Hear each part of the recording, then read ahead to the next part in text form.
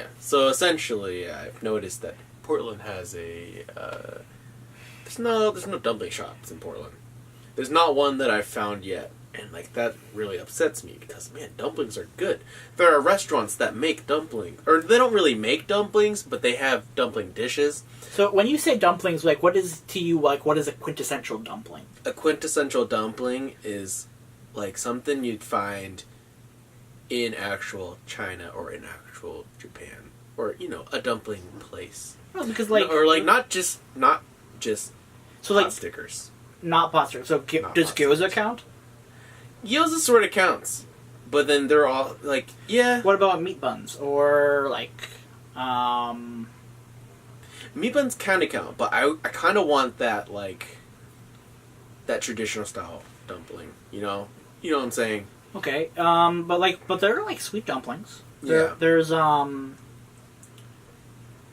fudge.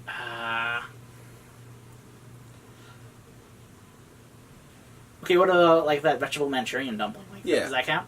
That does count. It's a dumpling. Or like there is a European dumpling. I don't remember what it's called, but yeah, there's a lack of dumplings in Portland, which is a crime. It is a crime because man, I've watched some videos of people eating dumplings and they look really good.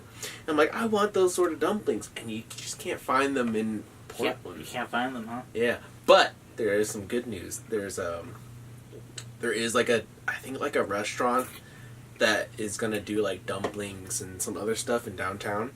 I don't know what it's called. I think they're just about to open, maybe this year or next year. Mm-hmm. But I'm excited for that because man, I want some dumplings. I don't just want pot stickers. I want dumplings. Yeah, I'll be honest. I've been slumming on like Costco pot stickers for a while. Oh man. I mean, pot stickers are good, but like I want to eat the different styles. Of dumplings. No, I understand. Yeah, no. That would be cool, like a store dedicated. Like, actually, I think that if it happens, it'll be a food cart. Oh, probably, yeah.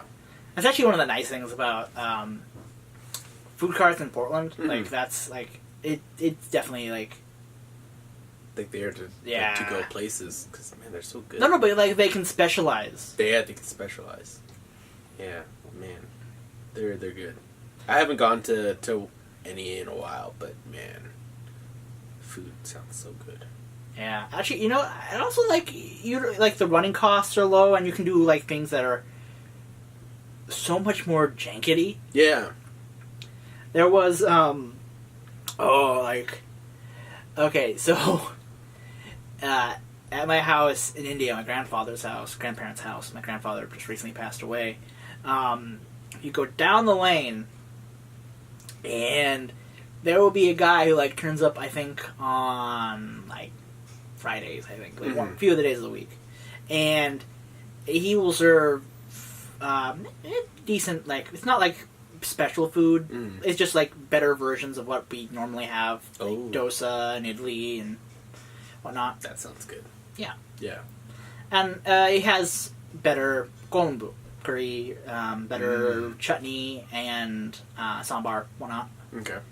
And it's kind of a janky operation because he will like pull down one of the wires and then connect it to a light bulb on his like little food cart. Yeah.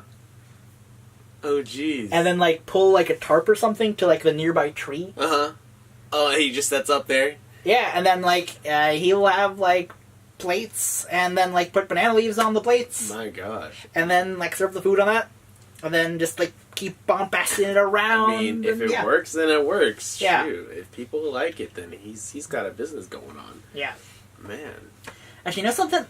I want to bring banana leaves to this place. Banana leaves. I mean, it'd be so much easier to clean up. It's so much easier. So true. You could throw them in the compost or something. Yeah, I mean, they just throw them to the cows, but yeah.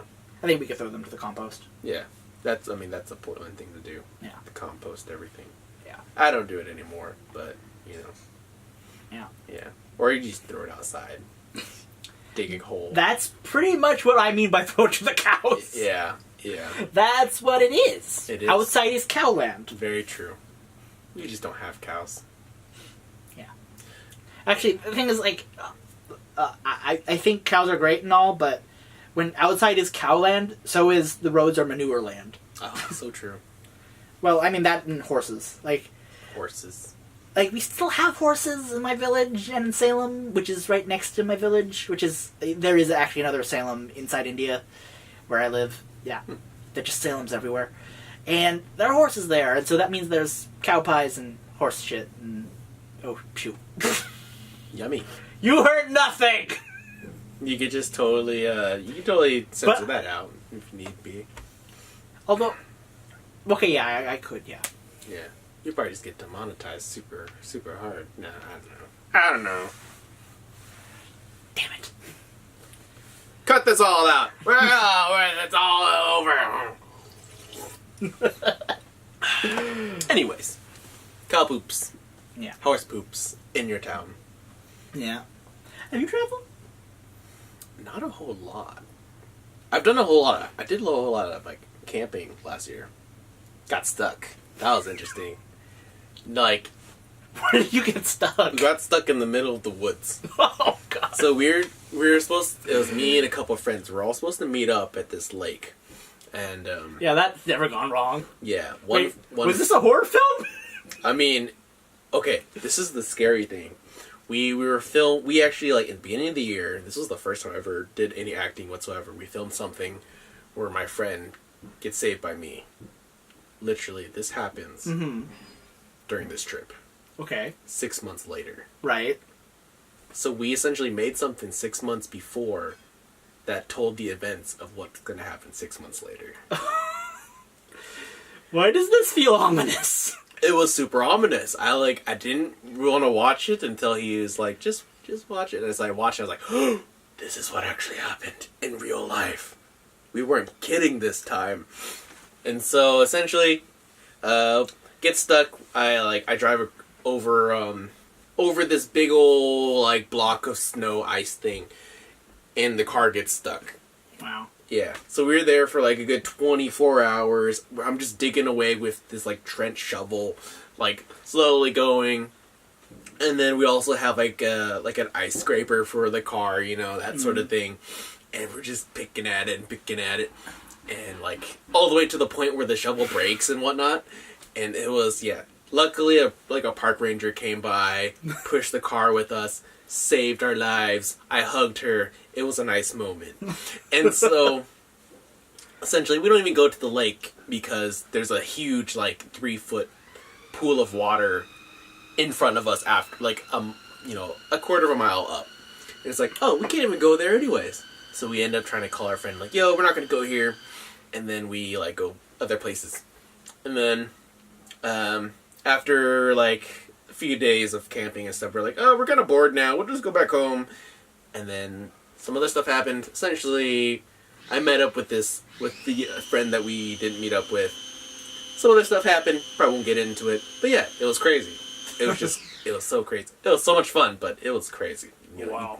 You do a whole lot of cooking. You do a whole lot of getting scared and stuff like that. Getting scared on my to-do list. Oh my gosh. This was another thing too. So after filming the Netflix series, we decided to go on like one last hike before everyone went to school. Mm-hmm. And so we did like a hike and camp. Mm-hmm. So we went to this place called like Frog Lake or whatever. And Frog Lake. Yeah. That's a place. It's either called Frog Lake or Frog Creek or Frog Camp or something frog. Something frog. Yeah. And so... Beware of something frog. Yeah, and it's connected to part of the Pacific Crest Trail. Mm-hmm. And that's the trail that goes from, like, I think it was Canada to Mexico or something along the west coast. Right. And so we hike a little bit up there, go to, I think it's called Mirror Lake or Twin Lakes. Right. And so we go there. And so, because we have to, like, carry everything on our backs to hike over there, so I'm, like, carrying my tent, my food, my clothes, my everything, my weapons. Yeah, I had to carry. I thought I was the only one who carries weapons. I mean, you know, it's the woods. You don't know what's out there. And so, instead of bringing like a tent, I just brought a tarp. Okay. Was that it? Wait, you did not bring a tent? No, I didn't bring a tent, because the tents that I have, they're just too heavy for one person to carry. Oh. and it's like we're not all gonna sleep. It's gonna be kind of impossible to carry it around with us because we're just gonna get tired. Right. So I just brought one huge tarp that was just enough for me. Another friend brought like a 1-person or 2-person tent, and then another person slept in a hammock. Was it still like the weather still good, or was the weather still good? Oh yeah, the weather was still good. This was like it was still kind of summer. Okay. So it wasn't getting cold yet, but like the last day it was kind of chilly. Okay. But essentially, I slept on the ground. Tarp just covers me. There's a stick that is in the middle of the tarp. Mm-hmm. Basically, I'm on the ground. It's cold. That was the Hobo style. Yeah, it was the scariest sleeping like nights of my life. Cause there's no tent to protect you. There's no screen door. Even though the screen door was not going to help, but at least you'll be like covered from the fears of what's outside. For me, it was just the tarp. There's a stick. What were you fearing outside? Everything, all the noise. Like, okay, so at night, all like the birds and the squirrels like to like move around, and it's just you hear like branches falling, things crawling like running around you, owls going like, ah! And it's scary. It was freaking scary. It'd keep me up for like half an hour. My heart would be beating as if I was gonna die. Like, oh my gosh, it was that crazy. So here's the part where I tell you wonderful historical facts. Yes. That make it worse. Yes. So, there was a small... So, most carnivorous animals that we fear eating us don't eat us. Mm-hmm. But there's always a few outliers that of course. Did. Yeah.